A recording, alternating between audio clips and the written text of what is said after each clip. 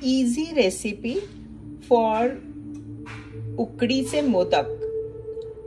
So I found out this recipe very recently, and I have actually did some research and have made it better. So I have taken half a cup of basmati rice and washed it thoroughly 3-4 times, and then have soaked overnight. And now in the morning I am going to strain it. So let us strain this rice, and then what we are going to do is we are going to grind it like in the mixer with basically same amount of water. So if you take half a cup of rice, then use half a cup of water to grind the rice. So I'm just straining the rice right now. Wash it thoroughly again, and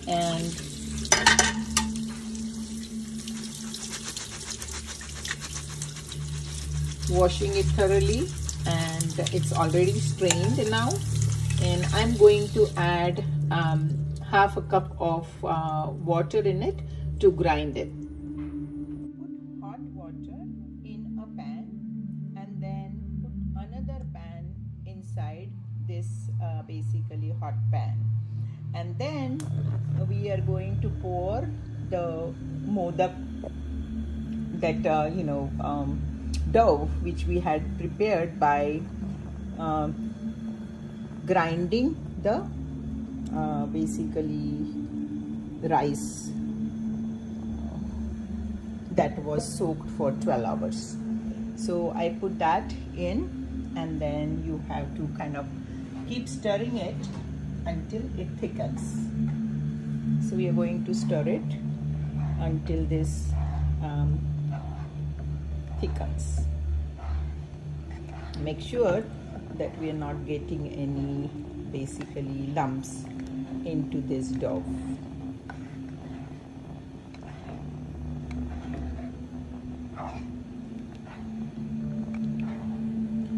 We are going to add a little bit of salt in it for taste.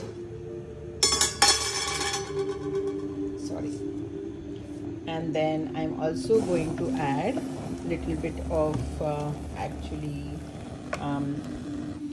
I'm also going to add a couple of spoons of butter into it as well. I am adding,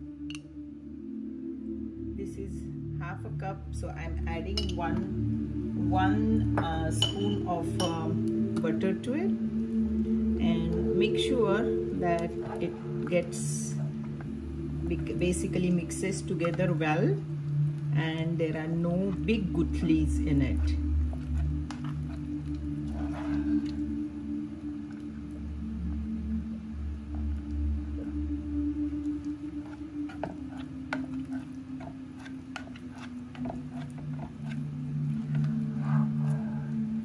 See, it is not sticking to the bottom at all, because we added a little bit of ghee also, and it is basically has become a like really nice kind of dough, and really nice white. That's what we want for the modak. So I'm pulling it in the middle. Because of the water, it doesn't stick, and actually becomes evenly hot, and the dough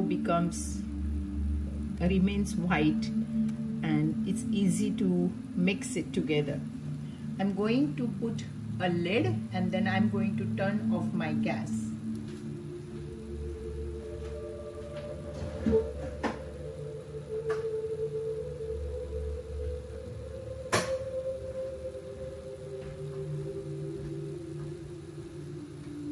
I'm going to put a lid on top, increase the gas a little, and then I turned it off. And after 5 minutes, we are going to see how the dough looks.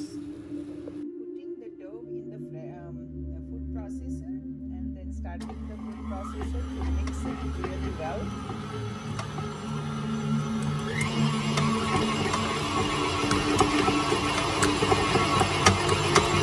KitchenAid food processor is really good for all these things, and it will make it into a very consistent basically ball, and bring it all together. It's also not at all sticking to the pot, as you can see.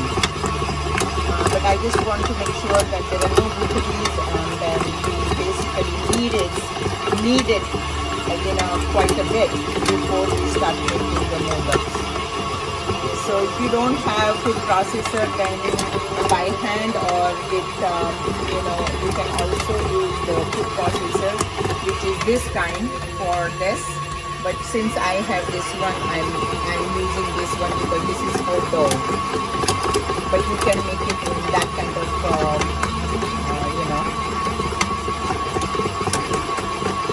food processor too. I think it's enough. I'm going to stop the food processor and then we'll make the mold. Using these molds, we are going to make the karanji and a modak. So it's interesting. I have made it by hand last time, but I wanted to try these. I had ordered them, these satsas, so I wanted to try to make the modak using the satsa, and I think it's very interesting. It's very easy to make. This ukad is so nice that it kind of I can make a very nice puri out of it, and I'm making 2 puris, small puris, to make one modak in this satsa.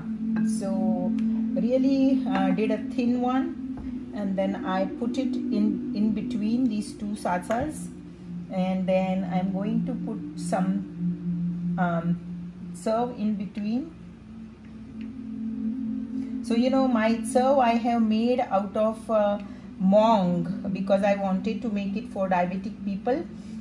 So I have used Mong, or you can use stevia to make this thing sweet, right? So I have used that, and I have put the saran or the filling in both sides, and I'm closing them. When I close, then the bottom part is open, so I want to make sure that I close it, taking both sides dough, and I'm taking out extra dough to make more modaks.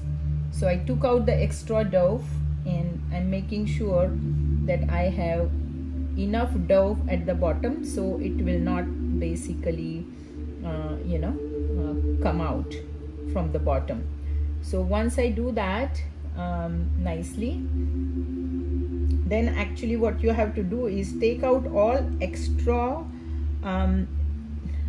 dough from the sides of the modak and press it hard, and that's it. You open, and then there is your nicely filled modak with a nice shape and all. If you want, you can push it a little bit to make if you like a pointy modak, you can do that. And so see, I have made 3 modaks, and I think they look pretty good. And then I'm now going to make a karanji using this dough again. And as I said, the dough has become really nice, and I have made dough out of the flour many times, and I'm really impressed at how the dough has came out using this technique. So I'm just rolling it for making karanji. I'm rolling the dough very thin, nice, and then I'm going to put it now in this satsa.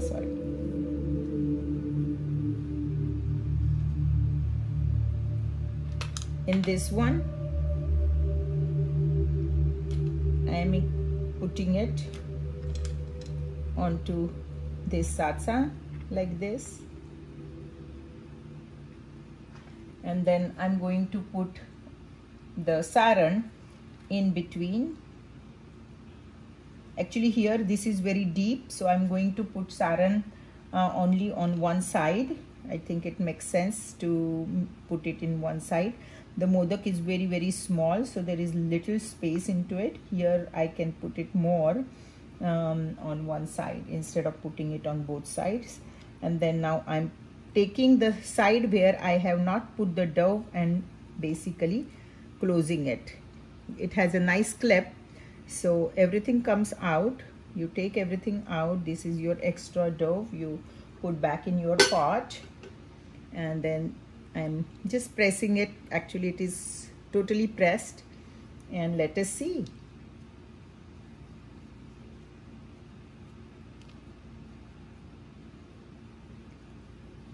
I have put a little bit of oil on the on this thing, and then it has actually cut it also very properly with a nice edge to it. So this is your basically canola that you can bake with these modaks. I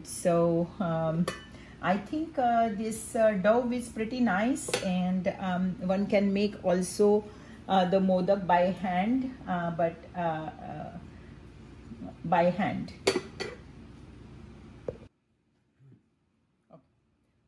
Making modak by hand is a skill, and I'm not an expert, but I'll try to do a okay job, I think. But what I do is I make the dough like this, and I roll it on a little bit of oil or ghee to make it little longer, so that it's easier for me to make the modak. So I make it like a drum, and then what I do is both hands are full of oil or ghee, because I don't want this to stick to my hand.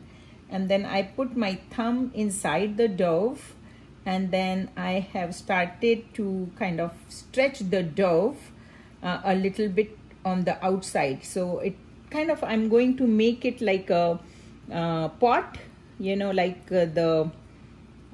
when you are making a clay pot, how you will spread it. That's what I'm doing. And I'm taking enough oil onto my hand so that it is not going to stick to my, because how it breaks is really, it sticks to your fingers, and that's when it breaks. So if you use enough lubricant, then it will not break that much. So you know, this is easy to make, and what happens is if you do like this, then it's easier to kind of keep the shape of the modak nice. And try to do like a very thin one, and the basically the thickness of this whole thing should be about the same. As you do more and more modaks, you will become good at it. Okay, so I'm putting one finger in. Again, I have lubricated it a lot, and these four fingers, and then I'm just pinching it like this. Again, I'm doing the same thing, putting one finger inside, two fingers outside, and pinching it. Same. So you keep doing this. Make sure your hand is lubricated. That is the main trick in making these modaks. If your hand is not lubricated, it's going to stick to your hand, and that's where you basically break the modak. So I'm trying to keep them lubricated and together. Again, like this. I need to make one more here. All right, now this is ready. Now I'm going to put the filling in. Now you have to put enough filling in and press it down to make sure that it goes at the bottom of your modak. And then, you know, you again lubricate your hand. Make sure that it is not broken, and bring this thing together like this. So all these petals are like modak. So this is my handmade modak. So, you know, the ones with the basically satsa, they look very professional, and then all of them will be looking the same. When you do by hand, it's a skill, and then I'm sure you can develop it as you make more and more modaks. So here is our modak thal with 3 modaks done by the mold, and 1 by hand and 1 karanji. Okay, I think this is a very good way to make the dough. I think this is a better way, because it's also, even if it is cold, you can make the modak. After making the modak, the last basically step is to steam them. And I'm steaming them in an Instapot, but you can steam them in a pressure cooker or just a pot, and basically a chalni on top, a colander, and you can basically steam it that way. You have to steam only for 5 minutes. I have already been steaming it for 5 minutes, so we are going to open to see what has happened. Oh, they look pretty good. When they become like shiny, and also they become like kind of translucent, that's when the modaks are done. Everything is actually cooked, so there is nothing to cook, but they need to come together. So these are now completely steamed, and I'm going to take them out.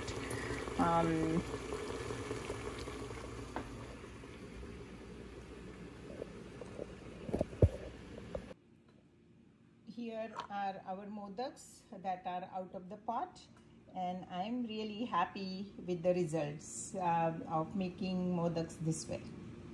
Here are the modaks and the karanji that we made, and I am really happy. I think they came out pretty well.